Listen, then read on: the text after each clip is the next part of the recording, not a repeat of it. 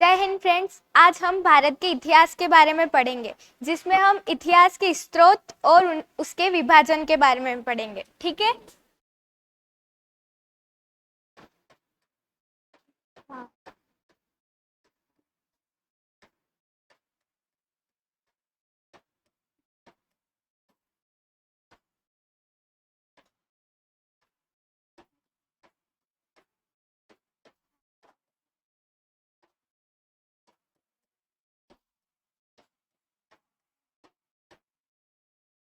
इतिहास के स्रोतों को हम दो प्रकार बांटेंगे। फर्स्ट है लिखित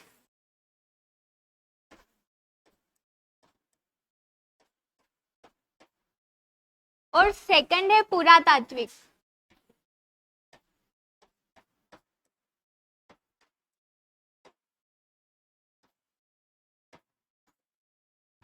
लिखित लिखित का अर्थ है साहित्य, साहित्यिक लेख। इसको भी हम दो प्रकार से बांटेंगे, स्थानीय और विदेशी।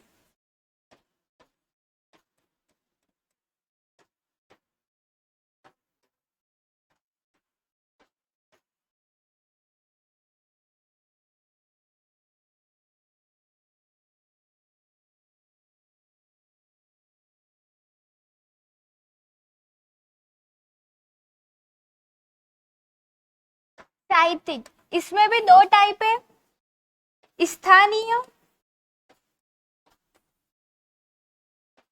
और विदेशी।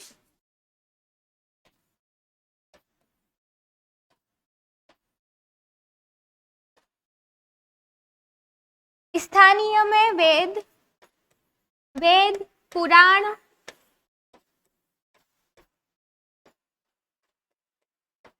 पाणिनि का संस्कृत व्याकरण, वेदांग, रामायण और महाभारत।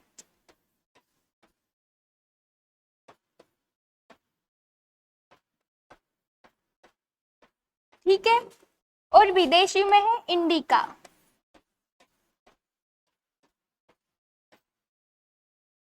आज हम भारत के इतिहास में इतिहास के स्रोतों को पढ़ रहे हैं, जिसमें हम लिखित साक्ष्य और पुरातात्विक साक्ष्य के बारे में पढ़ेंगे। ठीक है। लिखित में साहित्य आता है। साहित्य दो टाइप का, स्थानीय और विदेशी। स्थानीय में है वेद पुराण, पाणिनि का व्याकरण ग्रंथ और वेदांग, रामायण और महाभारत। और विदेशी में है इंडिका, मेगास्थनीज की इंडिका। ठीक है। अब पुरातात्विक। पुरातात्विक का मतलब है जो अपन को खुदाई से प्राप्त होते हैं, जो हमें खुदाई से प्राप्त होते हैं। इसके भी टाइप है।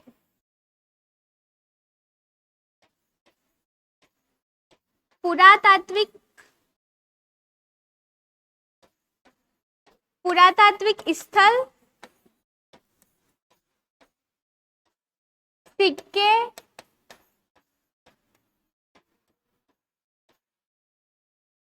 अभिलेख,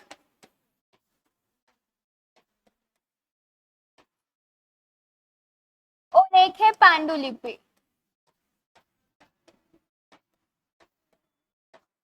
ठीक है। पुरातात्विक पुरातात्विक स्थल से मतलब है, पुरातात्विक वो होते हैं अवशेष जो हमें खुदाई के दौरान प्राप्त होते हैं। उसमें है पुरातात्विक स्थल, सिक्के, अभिलेख और पांडुलिपि। ठीक है।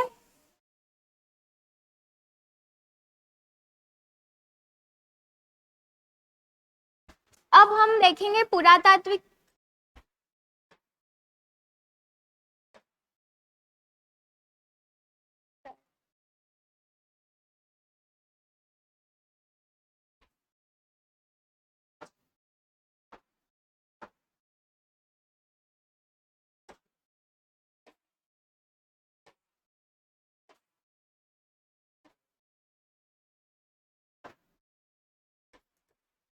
फर्स्ट है पुरातत्व स्थल।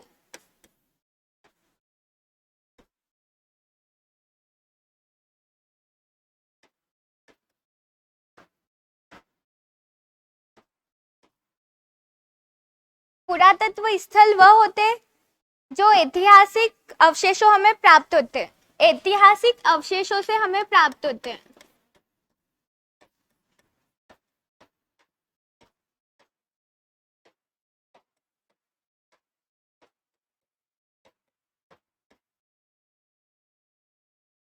ठीक है, पुरातात्विक स्थल वो होते हैं जो हमें ऐतिहासिक स्थलों से प्राप्त होते हैं।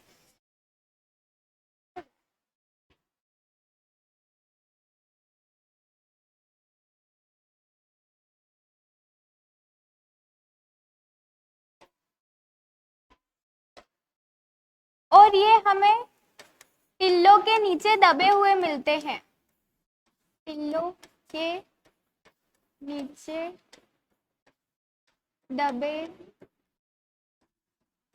हुए। अब आप पूछेंगे टिल्ला क्या होता है, टिल्ला क्या होता है। ठीक है, हमेशा क्वेश्चन करना सीखना चाहिए। अगर आप क्वेश्चन नहीं करोगे तो आप कभी सीख नहीं पाओगे। ठीक है, टिल्ले का मतलब होता है धरती की सतह पर उभरा हुआ भाग।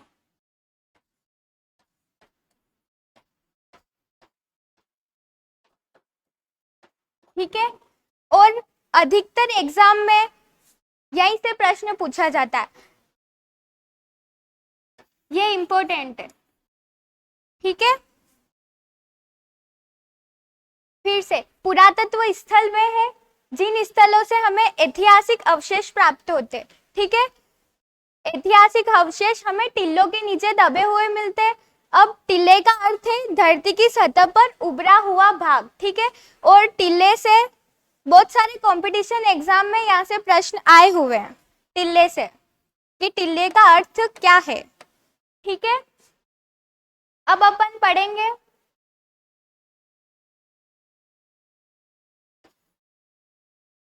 सिक्के।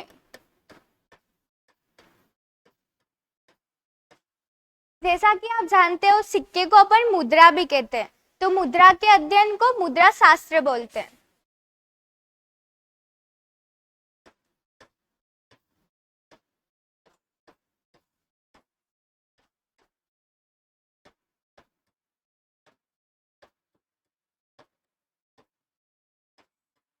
ठीक है, सिक्के के अध्ययन को अपन मुद्रा शास्त्र बोलते हैं। वर्तमान में कौन सी मुद्रा है? कागज की मुद्रा है, लेकिन पहले कौन सी थी? धातु मुद्रा। पहले यूज होता था धातु मुद्रा का।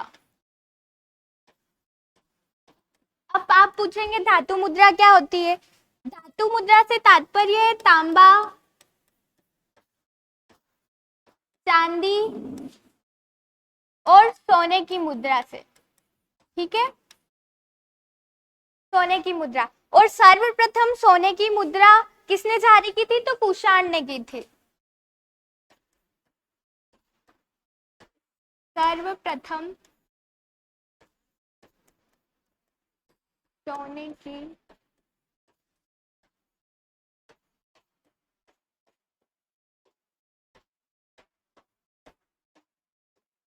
ठीक है, और सिक्कों से हमें क्या पता पड़ता है? हमें वहां की आर्थिक इतिहास, धर्म और वहां के देवी देवताओं के बारे में पता पड़ता है। जैसे गुप्त काल में वीणा बजाते हुए सिक्के समुद्रगुप्त के। ठीक है, और कई कई मुद्रा में देवी देवताओं की मूर्ति भी छपी हुई है। इससे हमें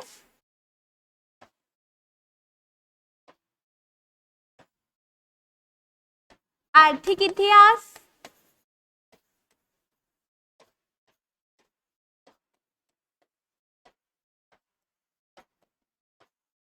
वहां के धर्म और देवी देवताओं के बारे में जानकारी मिलती है।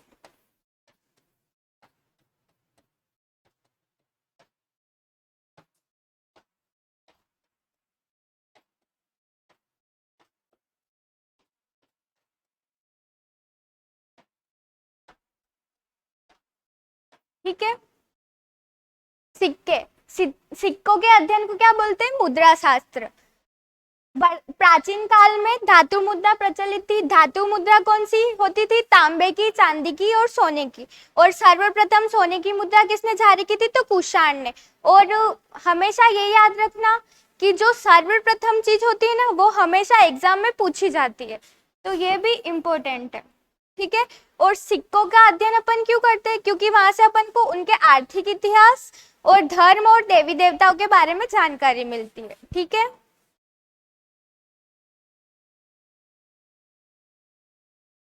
थर्ड है अभिलेख।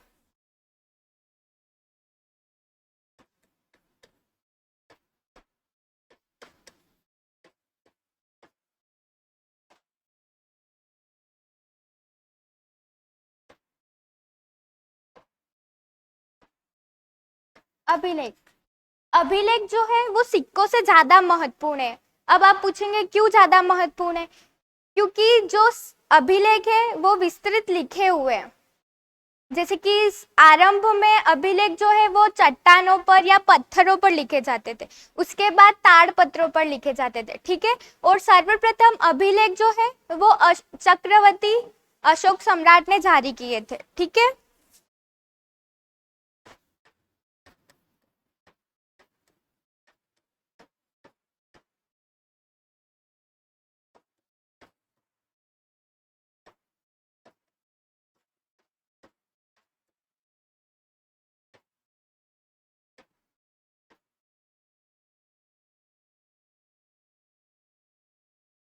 सिक्कों से ज्यादा महत्वपूर्ण है।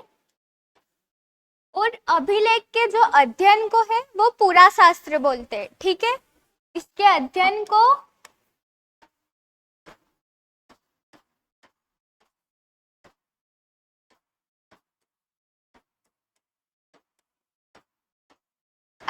हम पूरा शास्त्र बोलते हैं।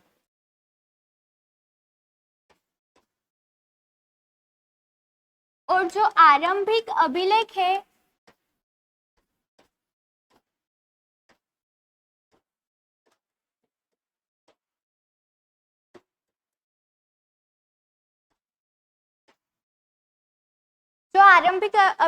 वो पत्थरों और चट्टानों पर लिखे गए।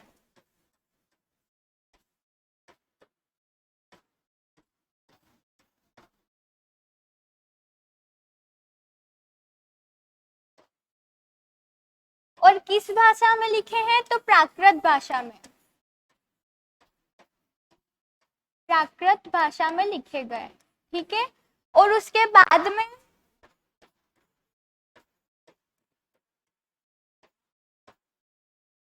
बाद में अभिलेख ताड़ पत्रों पर लिखे गए।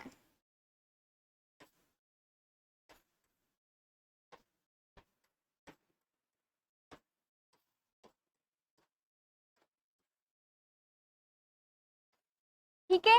और कौन सी लैंग्वेज में? तो संस्कृत भाषा में।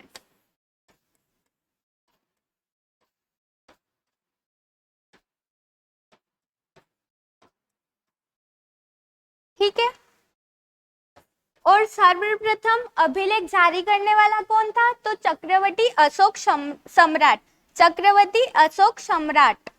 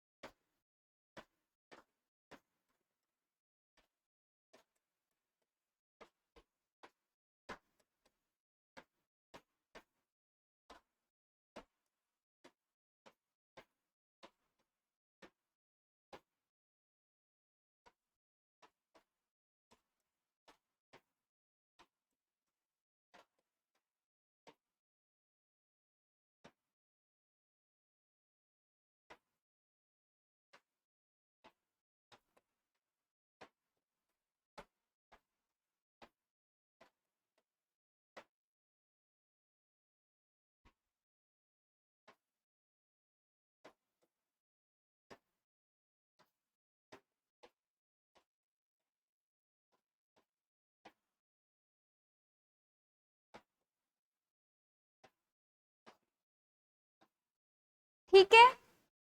और ये भी कंपटीशन एग्जाम में बहुत बार पूछा गया है। और जो अशोक के अभिलेख है वो ब्राह्मी और खरोष्टी लिपि में लिखे गए।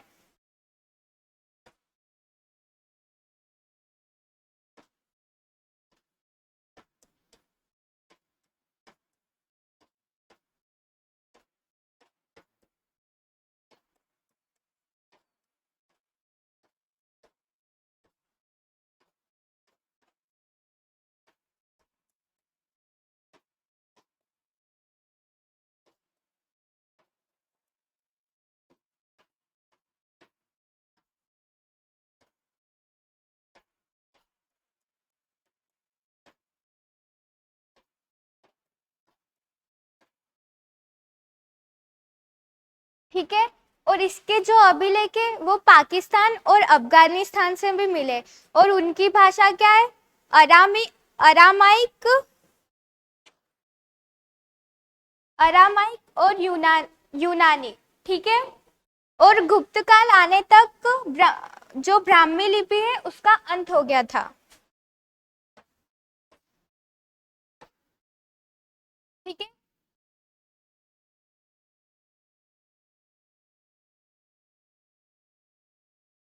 फिर से, अभिलेख जो है सिक्कों से ज्यादा महत्वपूर्ण है, और इसके अध्ययन को पुराशास्त्र बोलते हैं। और आरंभिक अभिलेख जो है वो पत्थरों पर लिखे गए थे, जो किसमें लिखे, कौन सी भाषा में लिखे थे, तो प्राकृत भाषा में। ठीक है। और उसके बाद में ताड़पत्रों पर लिखे थे, उसकी भाषा क्या थी, संस्कृत। और जो सर्वप्रथम अभिलेख जारी करने वाला शासक था वो कौन था, चक्रवर्ती अशोक सम्राट। और जो अशोक के अभिलेख है वो ब्राह्मी और खरोष्टी लिपि में मिले, और इसके अभिलेख पाकिस्तान और अफगानिस्तान से भी मिले। ठीक है। और इसके अभिलेखों को सर्वप्रथम पढ़ने में सफलता किसको मिली थी, तो जेम्स प्रिंसेप को 1837 में। 1837 जेम्स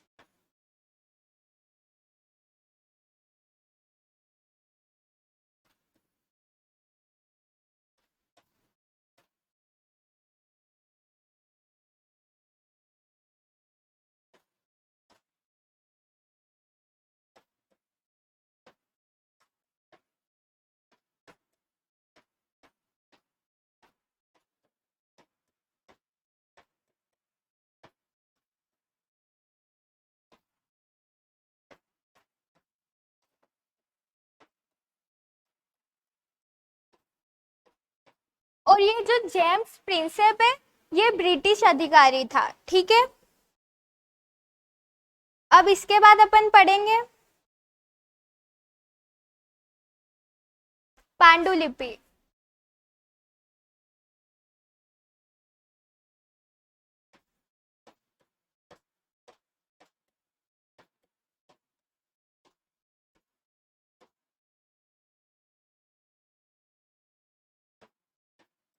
पांडुलिपि वह है जो हाथों से लिखी जाती है।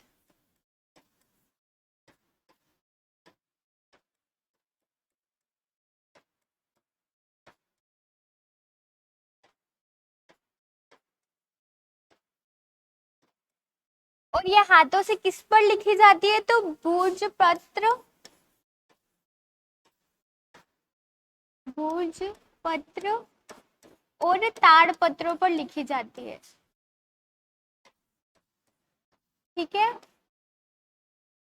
और एग्जाम में ये क्वेश्चन भी पूछते हैं कि जो पांडुलिपि है वो किस पर लिखी जाती है, तो ये याद रखना है, भोजपत्र और ताड़पत्र। कभी कभी भोजपत्र भी लिख देते हैं और कभी कभी ताड़पत्र भी लिख देते हैं। ठीक है। अब अपन पढ़ेंगे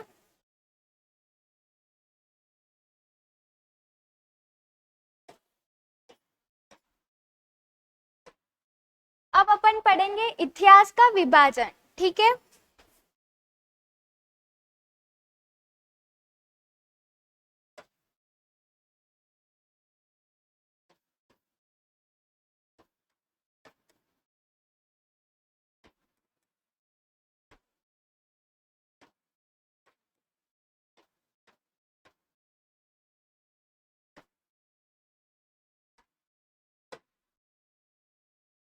इतिहास को 3 पार्ट में बांटा गया है, प्राक ऐतिहासिक,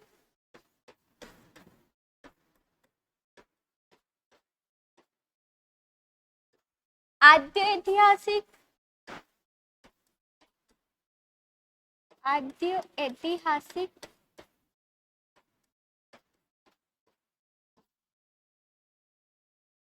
और है ऐतिहासिक।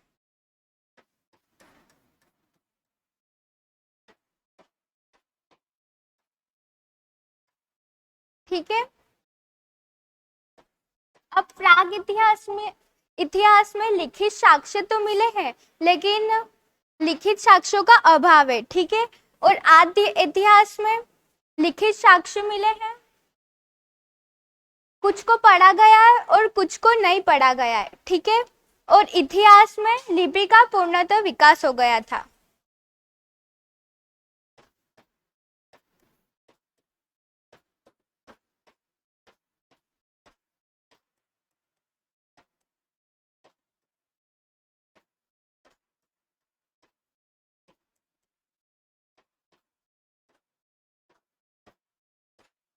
ठीक है, तो अपन इसकी अगर लिखित साक्ष्यों का अभाव है तो इसको अपन कैसे पढ़ रहे हैं? वहां के ऐतिहासिक अवशेषों से हमें इसकी जानकारी प्राप्त हुई है, ठीक है। पुरातत्व स्थलों और यहाँ के उपकरणों से हमको इसकी जानकारी हुई है।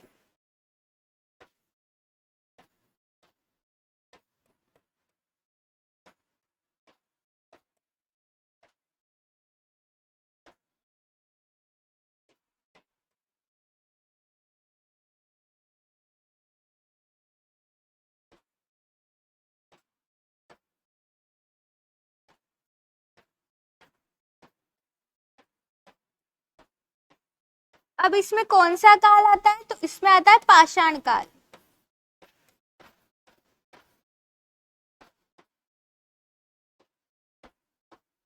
ठीक है,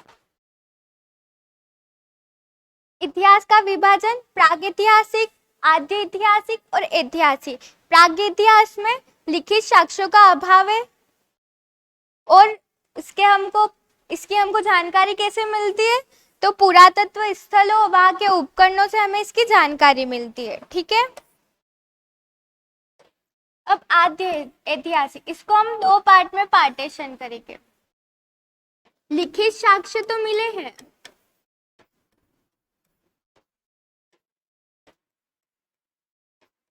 लेकिन इनको पढ़ा नहीं गया है। जैसे सिंधु घाटी सभ्यता,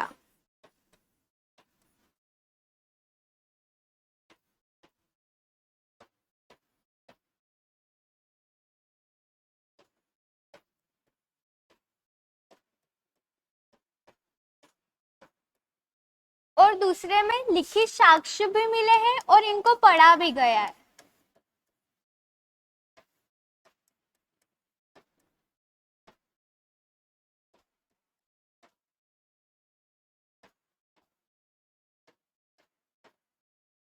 और इसमें क्या आएगा? वैदिक काल।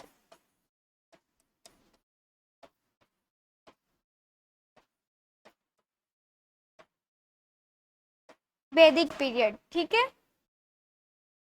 और इस टाइम तक कृषि का विकास हो चुका था।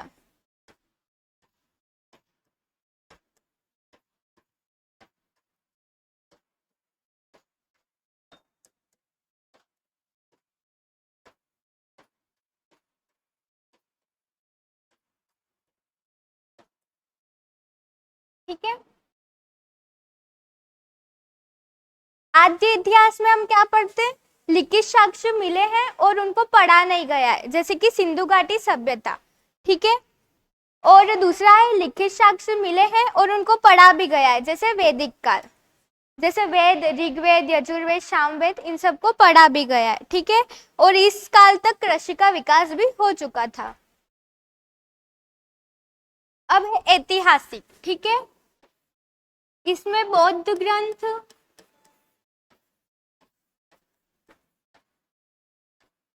और महाजनपद आते हैं।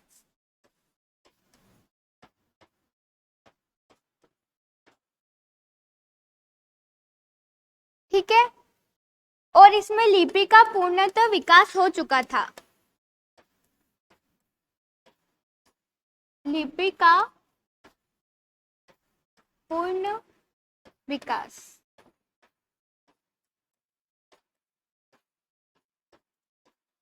ठीक है। ऐतिहासिक में हम क्या पढ़ेंगे? इतिहास में क्या आता है? बौद्ध ग्रंथ और महाजनपद। और इस काल तक, इस पीरियड तक लिपि का पूर्ण विकास हो चुका था।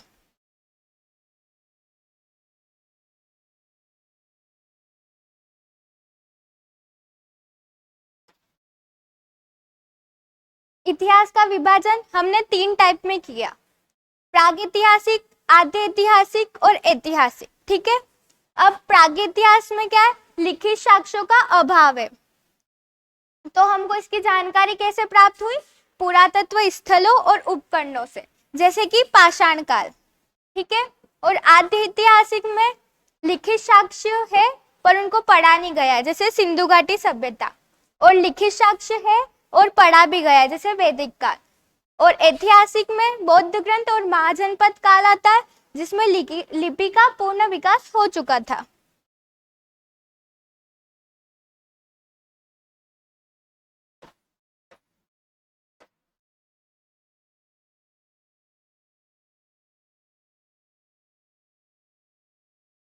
ठीक है, अब अपन पढ़ेंगे प्राग ऐतिहासिक।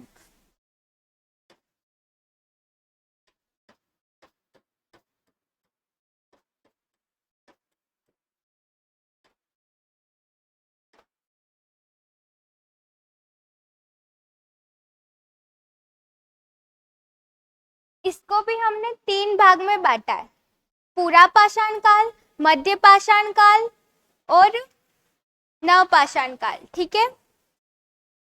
क्या हो रहा है यहाँ?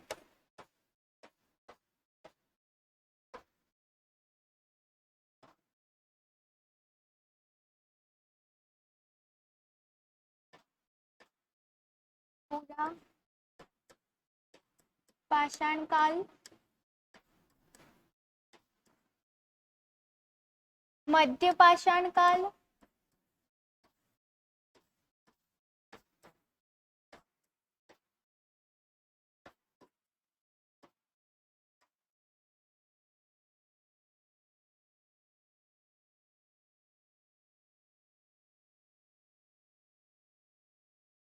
और नवपाषाण काल।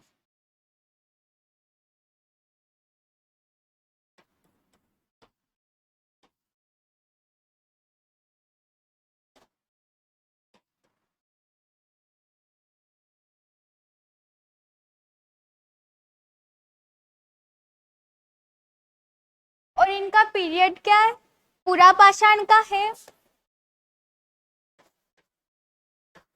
20 लाख से 12,000 वर्ष पूर्व, ठीक है। और मध्य पाषाण काल का है 12,000 से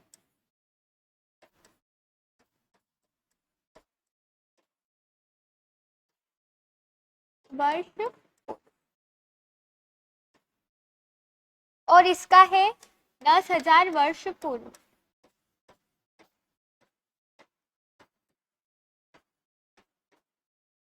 ठीक है। अब हम पढ़ेंगे पूरा पाषाण काल। पूरा पाषाण काल को 3 भागों में डिवाइड किया है, निम्न पूरा पाषाण काल,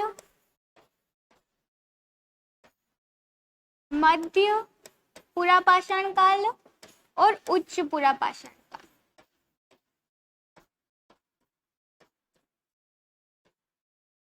ठीक है।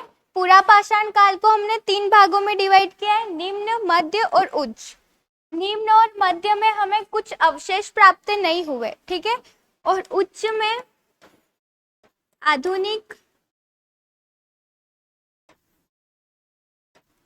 आधुनिक मानव का विकास हो चुका था।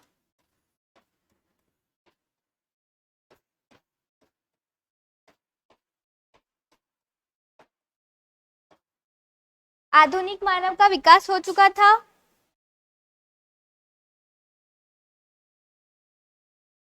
और जो मानव था वो आखेटक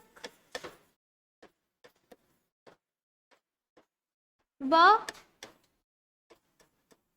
खाद्य संग्राहक था। और इस टाइम तक चित्रकला का विकास भी हो गया था।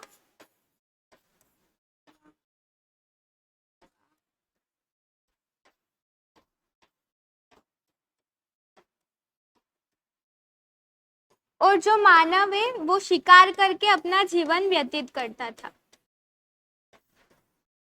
और इनके जो अवशेष है वो कहाँ से मिले हैं, भीमबेटका,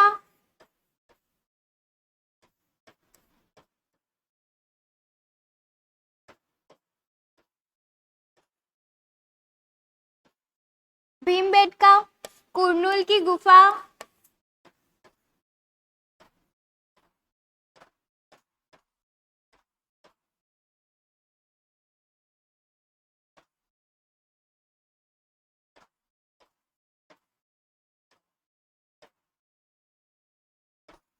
और हुसगी।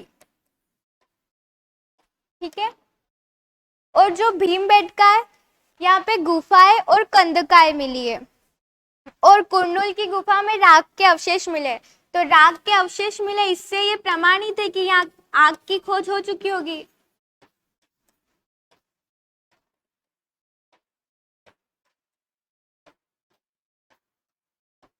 ठीक है। और ये जो हुसगी है वो कर्नाटक में, कर्नाटक, और ये है आंध्र प्रदेश,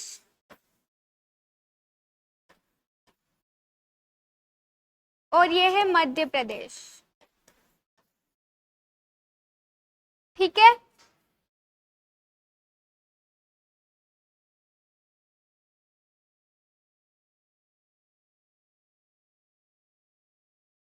हमने इतिहास का विभाजन किया और उसमें हमने प्राग इतिहास पढ़ा। प्राग इतिहास को हमने पुरापाषाण, मध्य पाषाण और नवपाषाण में डिवाइड किया, और जो पुरापाषाण है उसको हमने 3 भागों में बांटा, निम्न, मध्य और उच्च। निम्न और मध्य में हमें कोई अवशेष प्राप्त नहीं हुए, तो इसकी हमें जानकारी भी इतनी नहीं है। और जो उच्च है उसमें आधुनिक मानव का विकास हो चुका था। ठीक है। और जो मानव था वो आखेटक व खाद्य संग्राहक था, और उस टाइम तक चित्रकला का विकास भी हो गया था, और जो मानव है वो शिकार करके अपना जीवन यापन करता था। और उसमें है भीमबेटका जो है मध्य प्रदेश में, और वहाँ कंदकाएं और गुफाएं मिली है, और कुरनूल की गुफा में राख के अवशेष मिले, तो इससे पता चलता है कि यहाँ पे आग की खोज भी हो गई होगी। ठीक है। जो आंध्र प्रदेश में, हुसगी कर्नाटक में। ठीक है। मैं आपको मानचित्र बना के बता देती हूँ।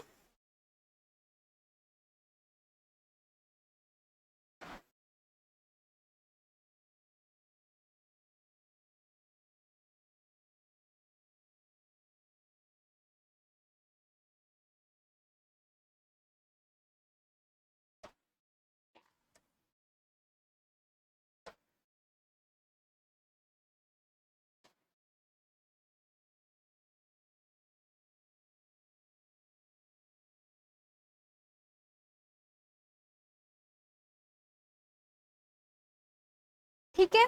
जो भीमबेटका है वो यहाँ पर है, मध्य प्रदेश में।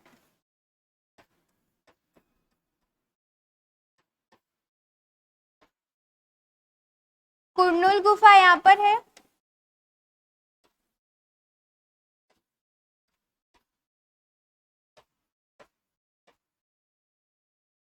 और यहाँ पे है हुसगी जो है कर्नाटक में।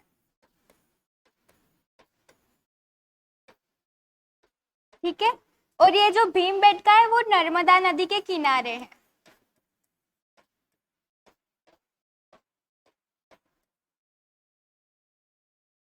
हमेशा ये बात याद रखना कि मानव वही बसता है जहाँ उपजाऊ भूमि होती है, जैसे कि नर्मदा नदी के किनारे। ठीक है। क्योंकि वहां से उन्हें पानी भी प्राप्त हो जाता है, और उपजाऊ भूमि से उन्हें फल फूल भी प्राप्त हो जाते हैं, और शिकार भी आसानी से हो जाता है। ठीक है। अब अपन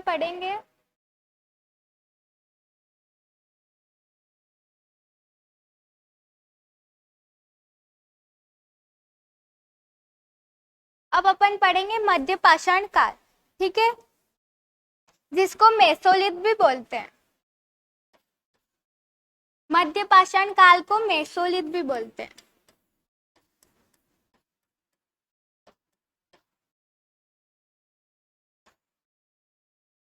जो पुरापाषाण काल है ना, इसमें पत्थर के औजार मिले, जिन पत्थर मतलब बड़े बड़े पत्थर के। और जो मध्य पाषाण काल है ना, इसमें आते आते जो जो पत्थर के उपकरण है ना, औजार, वो मतलब छोटे छोटे हो गए, लघु पाषाण हो गए, ठीक है। और उनके पीछे हड्डी हड्डी के मुट्ठे और हड्डी के मुट्ठे भी लगे हुए हैं। हड्डी और लकड़ी के मुट्ठे भी लगे हुए हैं। जैसे कि आपने हथौड़ा देखा होगा ना, उसके पीछे लकड़ी की वो डंडी लगी होती है, वैसे ही।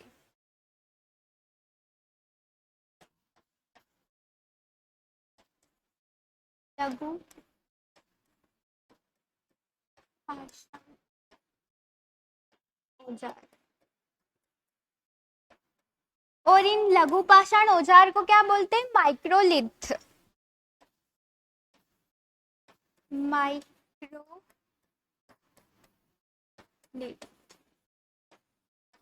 और यहाँ से क्वेश्चन भी पूछे जाते हैं कि जो मध्य पाषाण काल है उसको क्या बोलते हैं? मेसोलिथ। लघु पाषाण औजार है उनको क्या बोलते हैं? तो माइक्रोलिथ। ये थोड़े से इम्पोर्टेंट है, तो इनको थोड़ा देखना पड़ेगा, ठीक है।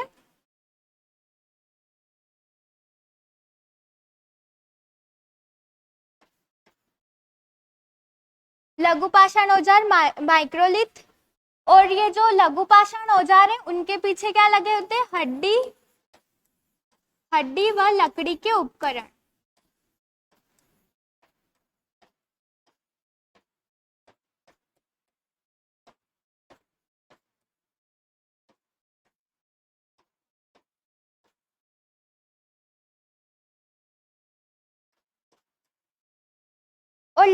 और जो मध्य पाषाण काल है उसमें पर्यावरण बदला हुआ था, क्योंकि पूरा पाषाण काल में तो हिमयुग था और ऐसे। तो जो मध्य पाषाण काल है उसमें पर्यावरण बदला होता, वर्षा हो रही थी, वर्षा से घास के मैदान उगने लगे। तो अब घास के मैदान उग रहे तो उनको खाने वाले भी होंगे, तो खाने वाले पशुओं का भी विकास हुआ। तो पशुओं का विकास हुआ तो अब उनको मानव पालेंगे और उनका उपयोग करेंगे, उनसे दूध निकालेंगे और ऐसे। तो सर्वप्रथम जो पालतू पालतू पशु है उसका नाम है कुत्ता, ठीक है। और इस काल में बसने की प्रक्रिया भी स्टार्ट हो गई थी। जैसे कि ऐसा बोला जाता है कि जो मानव था उसने फल खाया और उसका बीज इधर उधर डाल दिया, तो उसने कुछ टाइम के बाद देखा कि वहां पेड़ उगाया है, तो उससे कृषि का आरंभ हुआ। यहाँ पे बसने की प्रक्रिया स्टार्ट हुई थी, ठीक है।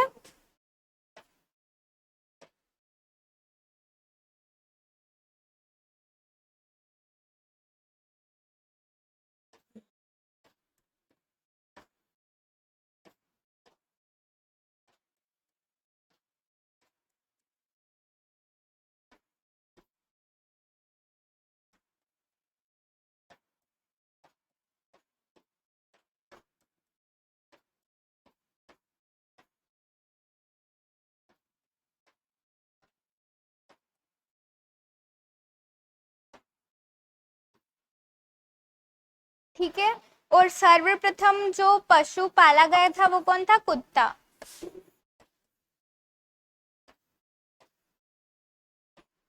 प्रथम पालतू पशु।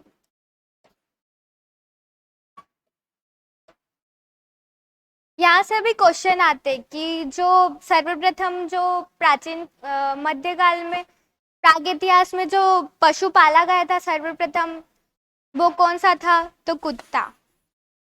और ऐसे भी पूछ सकते हैं कि कौन से काल में? तो मध्य पाषाण काल में, ठीक है। या फिर माइक्रोलिथ भी, मेसोलिथ भी बोल सकते हैं।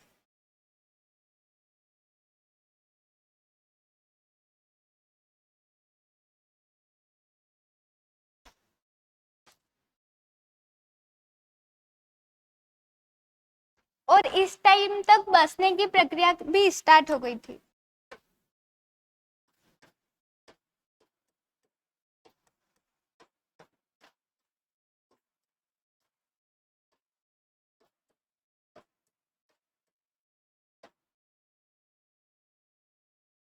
ठीक है। और और इसमें है राजस्थान, बागोर राजस्थान।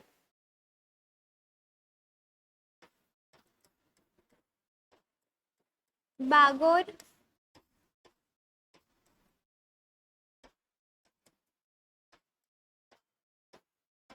और है दूसरा आदमगढ़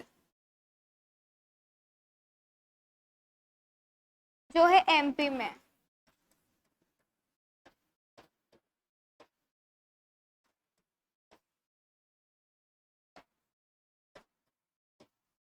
ठीक है,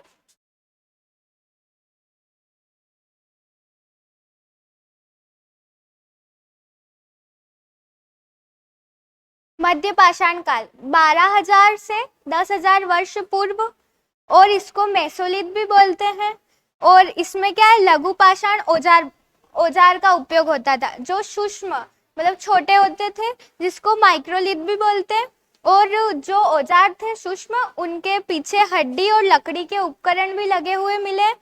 और इस टाइम पे पर्यावरण बदलाव होने लगा था। घास के मैदान का घास के मैदान घास के मैदान का विकास हुआ। और सर्वप्रथम जो पालतू पशु है उसका नाम है कुत्ता। ठीक है, और बसने की प्रक्रिया भी स्टार्ट हो गई थी। और उसमें कौन से इसके अवशेष कहाँ मिले, तो बागोर राजस्थान, आदमगढ़ और एमपी। आदमगढ़ जो है वो एमपी में आता है।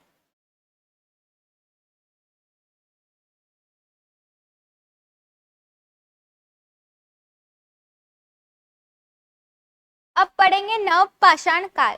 ठीक है, इसमें कृषि व पशुपालन का विकास हो गया था।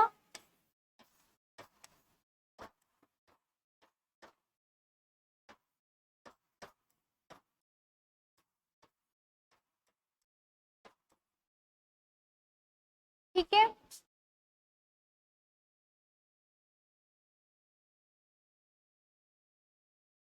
और स्थायी जीवन का आरंभ हो गया था।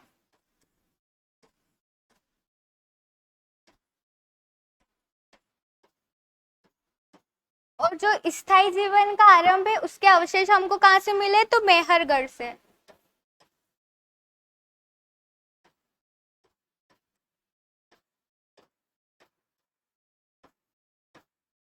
मेहरगढ़ में हमको आयताकार घर और उसमें 4 कमरे, कुआं और ऐसे वहां पे अवशेष मिले हमको। ठीक है,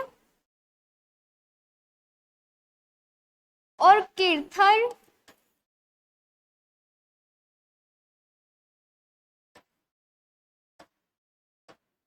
8,000 वर्ष पूर्व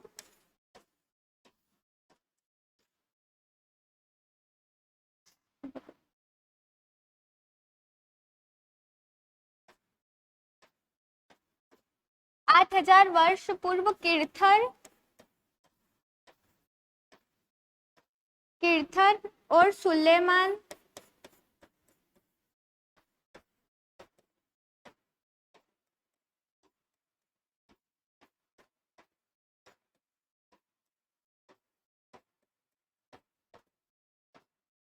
कीर्तन और सुलेमान की पहाड़ियों पर ग्रामीण संस्कृति का विकास हुआ था।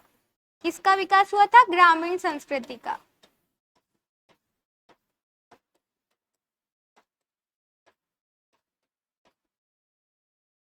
ग्रामीण संस्कृति कैसे, जैसे कि वहां के लोग पशुपालन करने लगे थे और और फसल भी उगाने लगे थे, कृषि भी करने लग गए थे। ठीक है,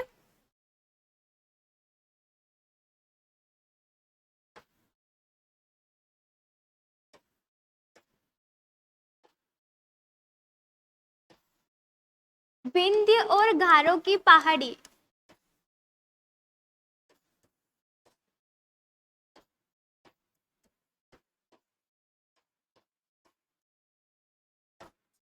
व विंध्य की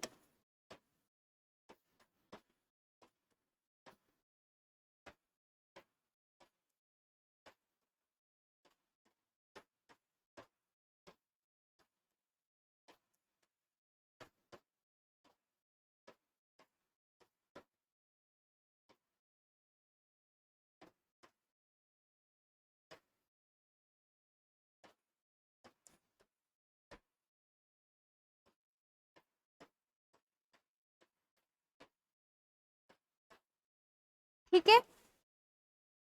8,000 वर्ष पूर्व किरथर और सुलेमान की पहाड़ियों पर ग्रामीण संस्कृति का विकास हो गया था और घारो की पहाड़ी व विंध्य की पहाड़ियों पर सर्वप्रथम चावल के अवशेष मिले। ठीक है। और मैंने पहले ही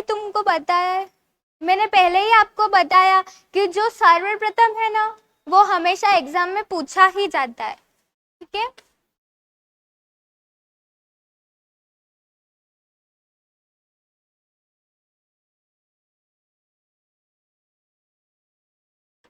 बुर्ज होम जो कहाँ है, कश्मीर में, वर्तमान कश्मीर में।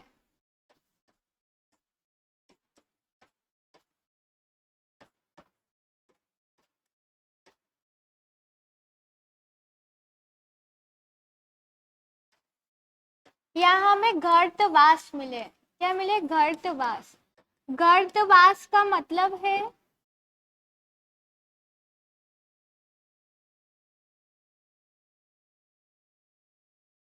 गर्तवास से मतलब है कि जो मानव थे वहां पे बहुत ठंड पड़ती है तो वहां घर बना के तो रह सकते नहीं है, तो वो क्या करते थे कि जमीन के अंदर गुफा खोद के वो रहते थे, तो उसको बोलते गर्तवास। ठीक है।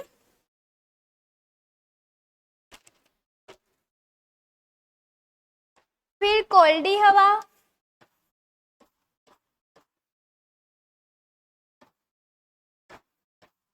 कोल्डी हवा में चावल के अवशेष मिले हैं। और चिरोंद, चिरोंद जो है बिहार में, यहाँ क्या मिला है? हड्डी के उपकरण।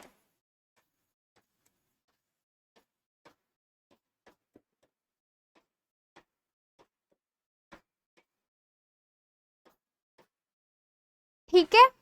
अब मैं एक मानचित्र बना के तुमको बता दूं कि कहाँ पे क्या है।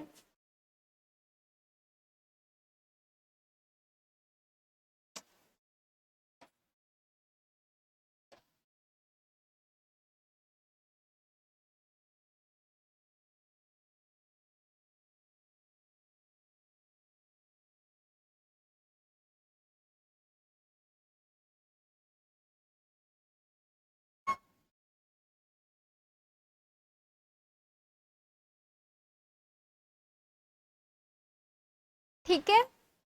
थोड़ा सा गलत बना है लेकिन चलेगा। जो चिरोंद है वो यहाँ पर है।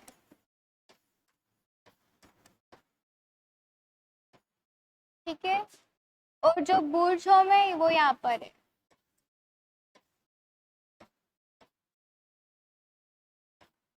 और जो बेहरगढ़ है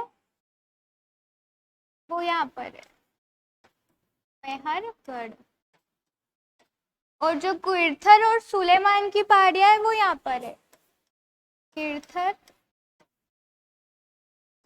और वह सुलेमान।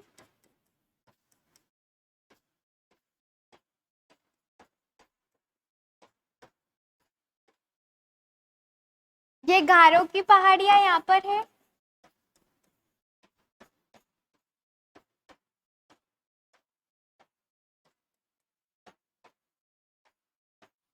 गारो की पहाड़ियों की गारो की पहाड़ियां जो है वो उत्तर पूर्व में, उत्तर पूर्वी भाग में। ठीक है। ये है उत्तर और ये है पूर्व, तो इसको बोलेंगे उत्तर पूर्वी। ठीक है। और मध्य भारत में है जो विंध्य की पहाड़ियां है।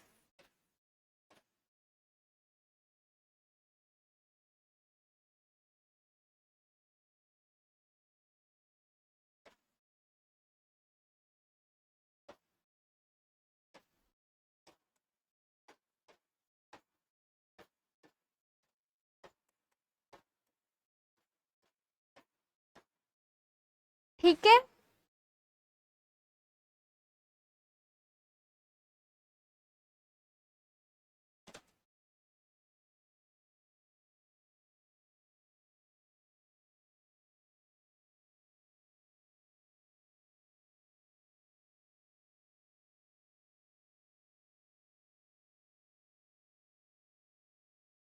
नवपाषाण काल 10,000 वर्ष पूर्व, और इस टाइम पर कृषि और पशुपालन का विकास हो चुका था और जो मानव है वो स्थायी जीवन जीने लगा था, जैसे कि मेहरगढ़ में वहां पर आयताकार घर मिले और 4 कमरे और एक कुआं मिला है, ठीक है।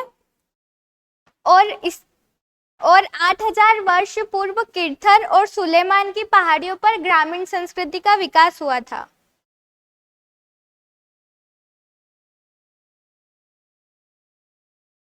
गारो और विंध्य की पहाड़ियों पर सर्वप्रथम चावल के अवशेष मिले हैं। बुर्जहोम वर्तमान कश्मीर, जहाँ गर्तवास यानी गड्ढे के अंदर मानव रहता था। कोल्डी हवा में चावल के अवशेष मिले। चिरोन में हड्डी के उपकरण मिले। और मैंने आपको ये बता ही दिया है कहाँ पे क्या है।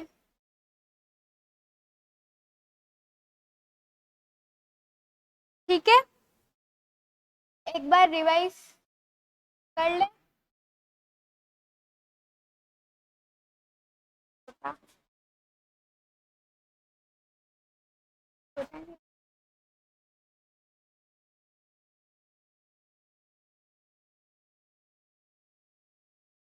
ठीक है, मैं ऐसे ही बता देती हूँ।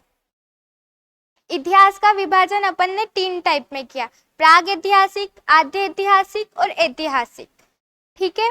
और अपन पढ़ रहे प्राग ऐतिहासिक, इसको भी हमने 3 भागों में डिवाइड किया, पूरा पाषाण काल, मध्य पाषाण काल और नवपाषाण काल, ठीक है। और जो पूरा पाषाण काल है उसको हमने 20 लाख से 12,000 वर्ष पूर्व माना, और जो मध्य पाषाण है उसको 12,000 से 10,000 वर्ष पूर्व, और जो नवपाषाण काल है उसको 10,000 वर्ष पूर्व माना, ठीक है। और जो पूरा पाषाण है उसको हमने 3 भागों में डिवाइड किया, निम्न, मध्य और उच्च। और जो उच्च है, उच्च पूरा पाषाण काल है, उसमें आधुनिक मानव का विकास हो चुका था, और जो मानव था वो खाद्य संग्राहक और आखेटक था, ठीक है। आखेटक व खाद्य संग्राहक था। और इस टाइम तक चित्रकला का विकास भी हो चुका था, और जो मानव है वो शिकार करना उसने स्टार्ट कर दिया था। और इसमें है भीमबेटका, कुर्नूल की गुफा जहाँ राख के अवशेष मिले हैं, और हुसगी कर्नाटक। और ये बता ही दिया है मैंने कहाँ पर है, ठीक है। और मध्य पाषाण काल, मध्य पाषाण काल को हम मेसोलिथ भी बोलते हैं, और यहाँ पे हमको लघु पाषाण प्राप्त होते हैं जिनको माइक्रोलिथ बोलते हैं, ठीक है। और ठीक है, और उनके पीछे हड्डी व लकड़ी के उपकरण भी लगे हुए हैं। और यहाँ पे पर्यावरण बदलाव होना शुरू हुआ था, घास के मैदान उपजने लगे थे, और सर्वप्रथम पालतू पशु जो है वो कुत्ता है, बसने की प्रक्रिया स्टार्ट हो गई थी। और स्थान है बागोर राजस्थान, आदमगढ़ MP, ठीक है।